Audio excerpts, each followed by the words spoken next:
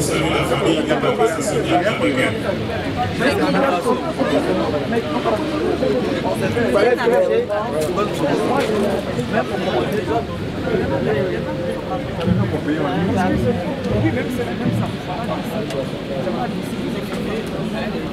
Il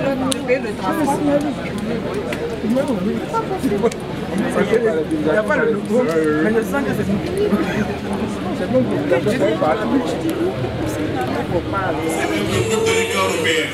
Merci beaucoup.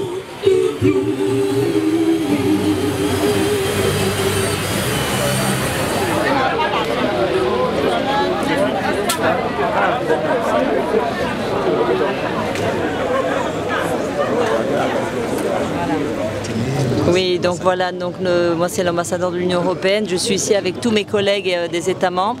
Il y a la France, la Belgique, les Pays-Bas, le Portugal, l'Espagne et l'Allemagne. Nous sommes tous ici venus donc porter appui et support à la famille biologique évidemment, mais aussi la famille politique dans ce moment de deuil national. Donc voilà, l'Union européenne et tous ses États membres, nous sommes là aux côtés aussi du peuple ivoirien qui commémore la mémoire donc, du président Henri Konan Bédié. C'est évidemment un homme qui a fait l'histoire de la Côte d'Ivoire, qui était président du parti pendant 30 ans. Donc c'était une très grande partie évidemment de la vie du parti. Et voilà, donc nous espérons aussi qu'en allant vers le futur, la cohésion nationale aussi que ce moment amène va être maintenue dans les mois à venir et jusque évidemment aux élections de 2025. Donc Francesca Di Mauro, je suis l'ambassadeur de l'Union européenne ici en Côte d'Ivoire.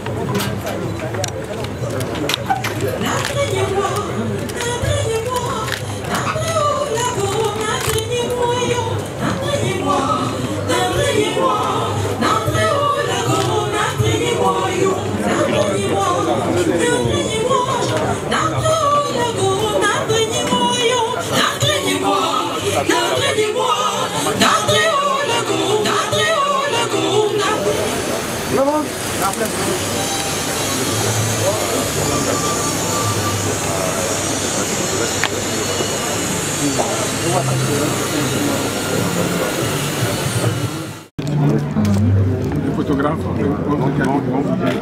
c'est bon? Ok. Elle s'est levée, c'est pour ça qu'on dit c'est bon maintenant.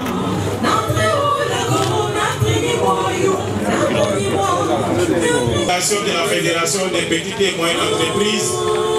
Juste après cette délégation, nous allons...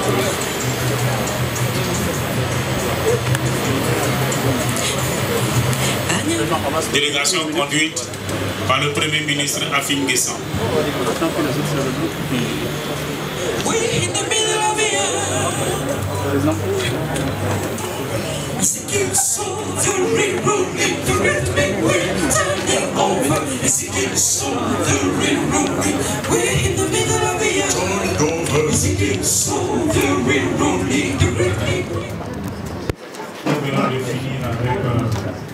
Le Premier ministre Afim président du Fonds populaire et sa forte délégation, nous allons recevoir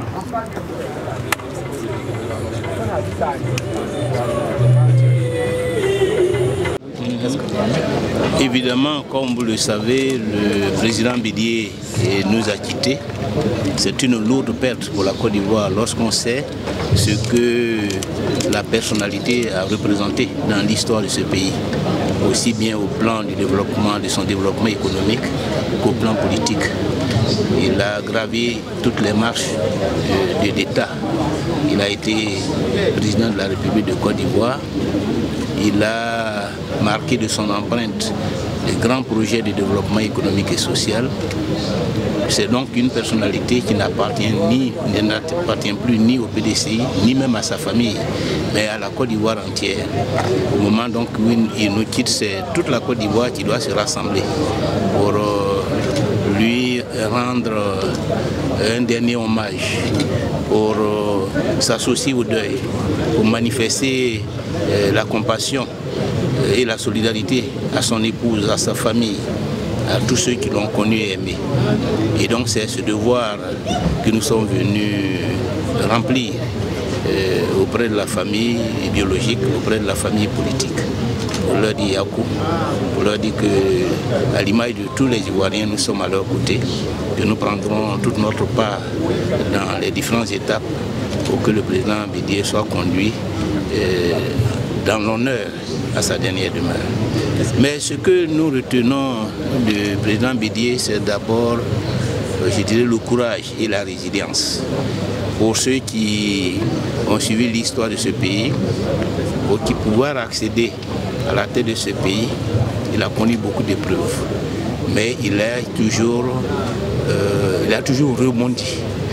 On se rappelle de cette période de 1977, quand il a été, je dirais, débarqué du ministère de l'économie et des finances dans des conditions assez difficiles. Beaucoup pensaient que c'était la fin de sa carrière. Mais en 1980, il est revenu pour prendre la présidence de l'Assemblée nationale. Et de là, il a continué pour, je dirais, conquérir la présidence de la République en 1993.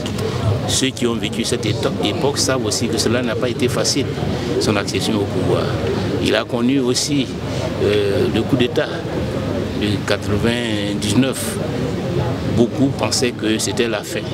Mais le président Bédié est revenu en 2001. Et il a repris sa place à la tête du PDCI.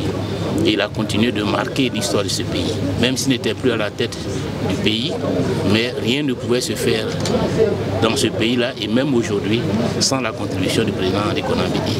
Donc c'est un homme courageux, un homme résilient, un homme déterminé à servir le pays, un homme qui avait de grandes ambitions pour la Côte d'Ivoire.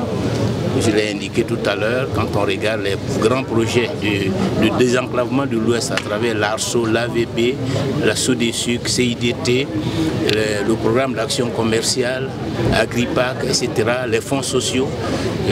Pendant cette période où il était aux affaires, il a bien montré son ambition de faire avancer le pays. Et donc, il a mérité de la nation. Et je crois que cette mobilisation que nous enregistrons autour de ces obsèques sont amplement méritées.